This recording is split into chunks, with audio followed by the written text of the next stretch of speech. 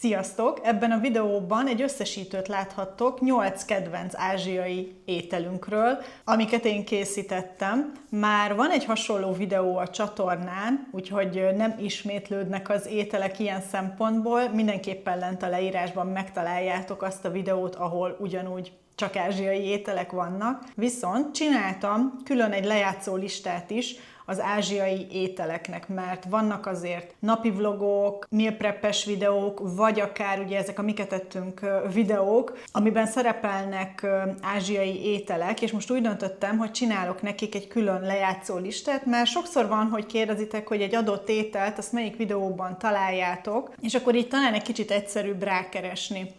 Ezért is gondoltam, hogy talán ez a videó is egy kicsit segít nektek, azoknak, akik szeretik az ázsiai ételeket, hogy egy helyen megtaláljátok. 8 ételt fogtok majd látni. Van, amelyik egy kicsit könnyebben elkészíthető, van, amelyik bonyolultabb, és még azt szerettem volna mondani, hogy van egy külön videóm is arról, amikor elmentem egy ázsiai boltba bevásárolni, ahol magyarázom azt, hogy szerintem melyek azok a alapanyagok, fűszerek, szószok, amik mindenképpen a háztartásban kell, hogy legyenek ahhoz, hogy ezeket az ételeket el tudjátok készíteni. Úgyhogy azt is külön lent a leírásban megtaláljátok. Így talán egy kicsit egyszerűbb kiigazodni ebben a világban. Amíg mutatom ezeket az ételeket, addig mindenképpen írjátok meg nekem, hogy nektek mi a kedvenc ázsiai ételetek. Nagyon kíváncsi vagyok, hogy mennyire esetleg hasonló az ízvilágunk. Ezekre mindig nagyon kíváncsi vagyok, hisz ebből látom azt, hogy a nézőim közül kik azok, akik tényleg nagyon szeretik az ázsiai ételeket, mert sokan vagytok, vannak, akik nem szoktak ilyet enni, de szeretik nézni, ahogy csinálom, szóval írjátok meg, hogy nektek mi a kedvencetek. Na de akkor kezdjünk is bele.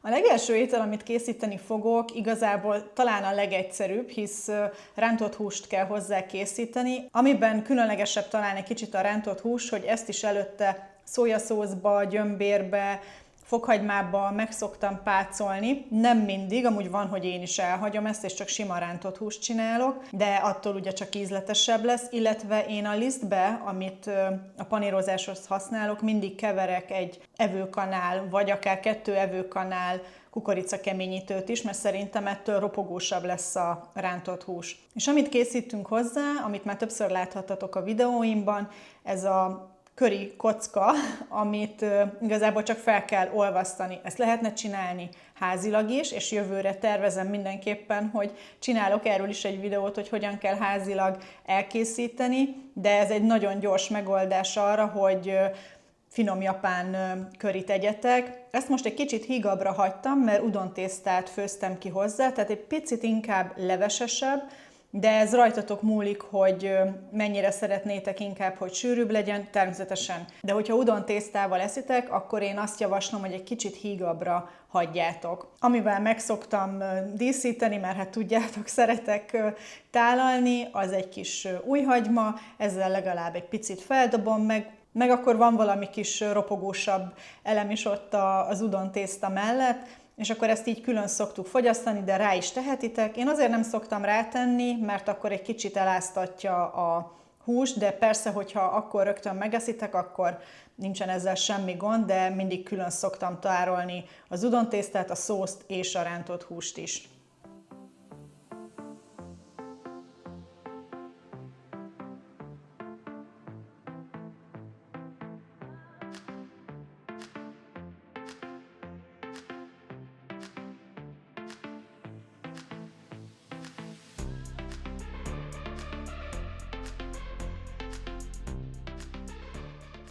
A következő étel egy nagy kedvenc lett, mert egyrészt az elmúlt egy évben nagyon rákaptunk a vörös lencsére, tehát nagyon megszerettük, és akkor gondoltam, hogy épp itt az ideje, hogy egy ilyen indiai dált is elkészítsek.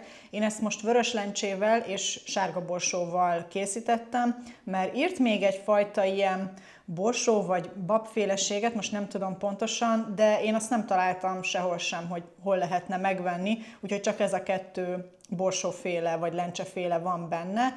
Ezt a paradicsomos keveréket, ami hagyma, paradicsom, fokhagyma, azt kevertem össze, és raktam bele különböző fűszereket. Amit talán a legelején nem mondtam, hogy mindegyik ételnek a pontos leírása, mint recept, az ott lesz a leírásban. Leginkább azok a lépések, amik nem egyértelműek, így a videón keresztül, tehát hogy miből mennyire van szükség. És akkor ezt így hagyom rotyogni. Ez az a jó, hogy a vöröslencse meg a sárgaborsó, ezek viszonylag hamar megpuhulnak, tehát nem szoktam előtte, nem tudom, órákig vagy egy éjszakán át beáztatni, tehát egy fél órára beáztatom, miután megmostam, és akkor utána igazából lehet is főzni, és egy fél óra alatt, fél óra 40 perc alatt, attól függ, hogy mennyire szeretnéd, hogy szétfőjenek, kész is igazából, és egy nagyon jó kis vegetáriánus étel. Amit kiszedek belőle, azok az egész gyömbérek, mert elfelejtettem lereszelni, és akkor úgy döntöttem, hogy belerakom inkább, és így belefőtt az íze, és így is nagyon finom volt. Mi ezt most baszmati rizssel ettük, de lehet hozzá csinálni nánkenyeret is. Most ez így alakult, illetve másnap a maradékot, mert hát 2-3-szor ettünk belőle, még tortilla labba is beletekertük, szóval így fogyasztottuk el, és természetesen a tetejére egy kis csiliolaj is szükséges.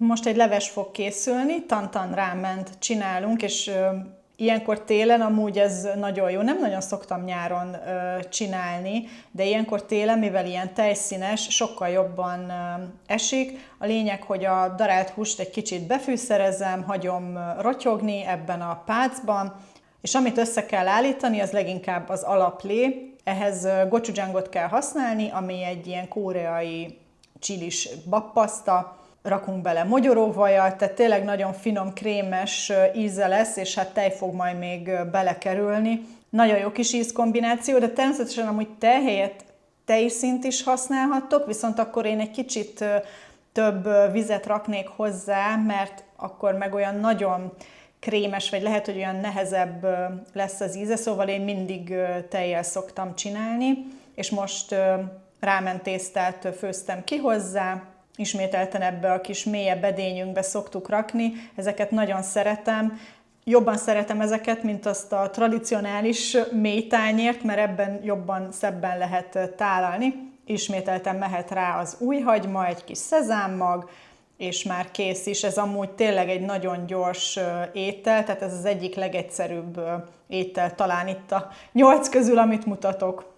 Viszont ebből is a húsból mindig marad másnapra is, de a tésztát azt mindig csak annyit főzök ki, amire pont szükség van, mert hogy az úgy frissen jó szerintem. A darált húst is később igazából rizssel is el lehet fogyasztani, tehát hogyha másnap inkább azzal ennéd, de lehet meleg szendvicsként, vagy tortilla wrapbe is így belepakolni zöldségekkel, meg hasonló, tehát jól fel lehet használni a maradékokat.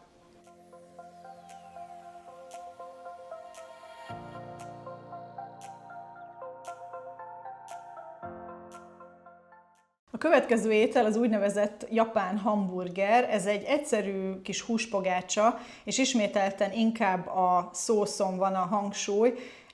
Hát nem azt mondom, hogy tipikus fasírtot készítek, mert nem, de hasonló ahhoz igazából. A szósz az nem annyira gyerekbarát, mert vörösbor az alapja, de természetesen elpárolog az alkohol, viszont hogyha van otthon gyerek, akkor lehet, hogy nekik ez egy kicsit erős íz lehet, mert mind a szószba, amit meg fogok melegíteni, meg miközben itt a húst fogom csinálni, akkor is öntök hozzá egy kis vörösbort, mert az alkohol segít abban, hogy finom, puha maradjon a hús. Úgyhogy nem feltétlenül gyerekbarát ez a fajta ázsiai étel, vagy hát japán étel.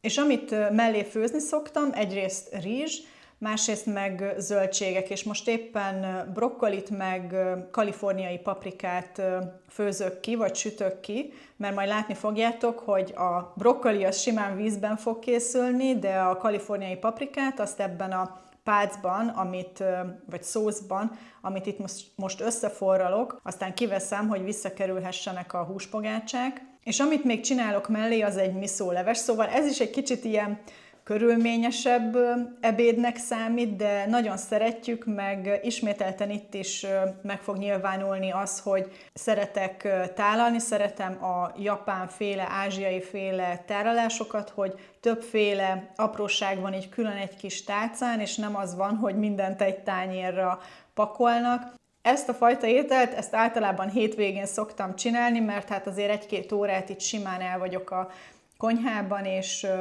azért ezt egy hétköznap este nem szívesen állok neki. A brokkolit azt csak én szeretem, úgyhogy a paprikát azt az Ákos ette meg, és általában ebből is mindig marad másnapra, úgyhogy kiadós egy ebéd.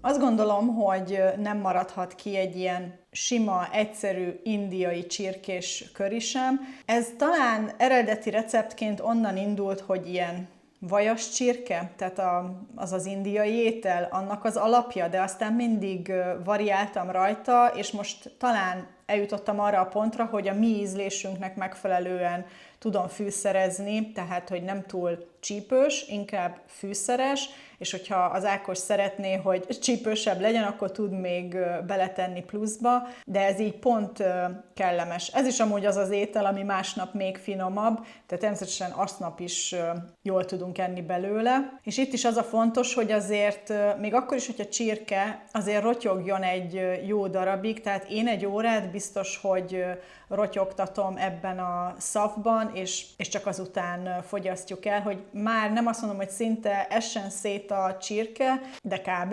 És azt, amit itt mutogatok néha, mivel ugye ezeket másik videókból vágtam össze, itt közben a videóban amúgy magyaráztam, lesz majd még ilyen, ahol majd láttok engem is, magyarázok, de ott azt a hangot nem fogjátok majd hallani. És akkor egy kicsit ilyen sűrűbb szaftot kapunk, és én fokozatosan szoktam hozzá adagolni a kókusztejet, és szinte csak a legvégén, és utána még max. Egy 5 percet, hogyha rotyog, ahogyan írom is, igen. A ti ízléseteknek megfelelően csináljátok annyira hígra, amennyire szeretnétek.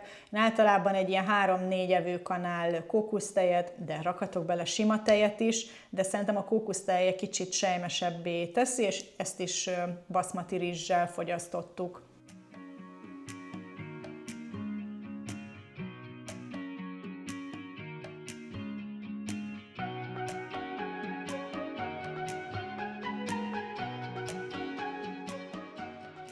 A következő étel az egy koreai csirkeszárny lesz, de ehhez általában szinte mindig ilyen coleslaw salátát szoktam csinálni. Van, hogy sütök ki mellé sült krumplit is, de igazából, ha meg akarjuk enni kb. Az egész tepsi csirkeszárnyat, akkor szinte csak salátát szoktunk hozzáenni, és szerintem jól passzol hozzá ez a coleslaw saláta, mert ad neki egy kis frissességet ehhez a kicsit csípősebb csirkeszárnyhoz. A pácnak a receptjét ismételten megtaláljátok a leírásban. Itt is többféle kis fűszert keverek össze egy lábosban, és az a lényeg, hogy főleg miután a gochujjangot is beleraktam, hogy addig rotyogtassam, amíg egy sűrűbb mázat nem kapunk. Pici vizet is szoktam hozzáadni, és tényleg egy jó 20 percet szerintem rotyogtatom, és majd látni fogjátok, hogy hogyan alakul át, hogy egy kicsit ilyen krémesebb, sűrűbb lesz. A csirkeszárnyakat csak feldarabolom, megsózom egy picit, és megy a sütőbe. Most hirtelen nem tudom már, hogy meddig sütöttem így fejből, de a leírásban ott lesz majd. És a lényeg, hogy miután meleg még, akkor öntöm rá ezt a mázat, amit készítettem, és én mindig meg szoktam szórni egy kis szezámmaggal, mert az úgy ad is neki egy kis ízt, meg jobban is néz ki. És igen, ez az étel nem arról szól, hogy szépen eszünk, ez az étel arról szól, hogy finom, hisz a csirkeszárnyákat kézzel esszük, coleslaw természetesen villával, ezt így a legegyszerűbb, és így a legfinomabb.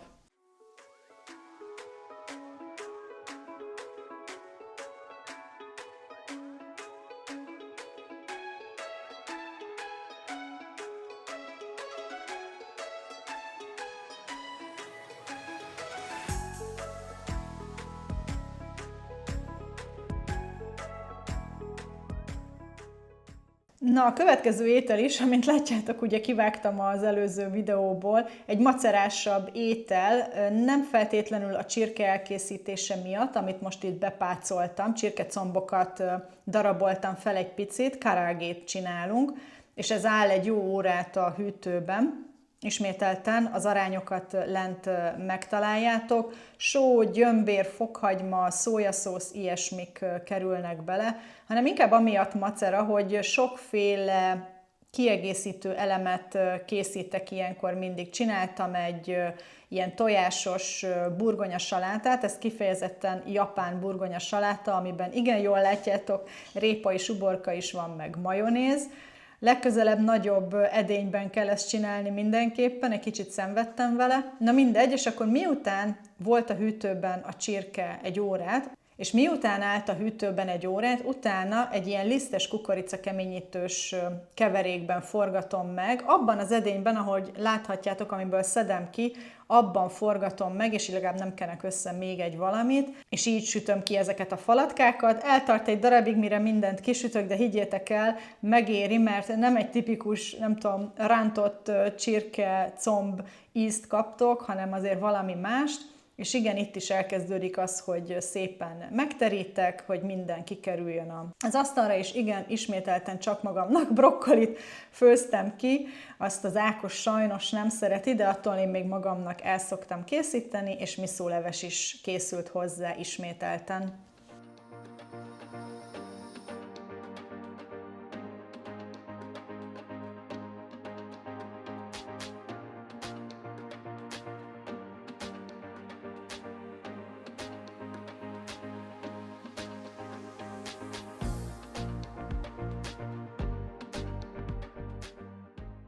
A következő étel az a gjóza, vagyis húsos batyú, vagy lehet, hogy valaki gyózának ejti. Én még ezt így soha nem hallottam, főleg, hogyha külföldön voltam, tehát gjózának hívom. A lényeg, hogy ez egy ilyen káposztás, darált húsos keverék, amiben raksz egy-két fűszert, és azt jól összedolgozod. Itt is érdemes az, hogy egy kicsit álljon egy fél órát a hűtőben, de annyit úgy is fog állni, hisz ezután meg fogjuk csinálni majd a tésztát is, amiben meg fogjuk tölteni. Szoktam venni nagyon ritkán Mirelit gjózát, de hát házi az a legjobb. Macera ez is, mert mire kinyújtod a tésztát, mire megcsinálod a formákat, mire betöltöd, azért az eltart egy darabig, de sokkal jobb az íze. Én, hogyha csinálok ilyet, akkor van, hogy marad bőven tészta, és akkor azt lefagyasztom, és legközelebb meg kéznél van. Úgyhogy, ha csináltok ilyet, és több marad, akár betöltve is, mert már úgyis fagyasztottam le, és úgyis nagyon jó, és akkor én egy ilyen viszkis pohárral szoktam kiszurkodni, mert pont az a méret a legtökéletesebb ahhoz, hogy ilyen falatkákat csináljak. Lehet nagyobb gjózát is csinálni, csak én jobban szeretem ezt a méretet, mert így biztosra megyek az idő szempontjából, hogy a hús is megfőtt a batyún belül. Lehet bárhogyan formázni a batyút. Én miután megformáztam, az alját egy kicsi kukorica keményítővel szoktam megforgatni, vagy hát megkenni.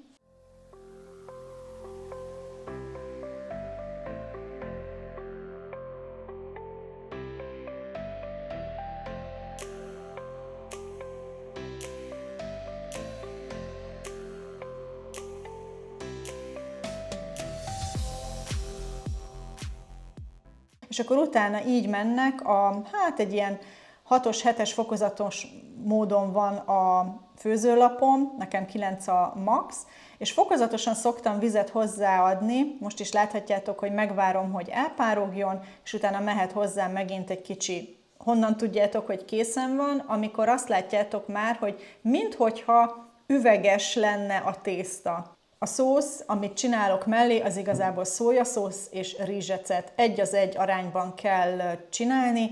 Egy evőkanál, egy rizsecet bőven elég ahhoz, hogy tunkoljuk bele a gyózát személyenként, és akkor úgy el is fogy pont. Na hát ezek lettek volna most az összeválogatott ázsiai ételek, amikről még szerintem nem volt ilyen összesítő. Remélem, hogy tetszett, és hogy találtatok közte olyat, amit esetleg ti is el szeretnétek készíteni. Hogyha van kérdés, és esetleg nem mondtam el itt a videózás közben, vagy esetleg hiányzik a leírásban, mindenképpen tegyétek fel, nagyon szívesen válaszolok és segítek. Ismételten remélem, hogy tetszett, és hogyha nem szeretnétek lemaradni videókról, mindenképpen iratkozzatok fel a csatornára. Találkozunk a következőben. Sziasztok!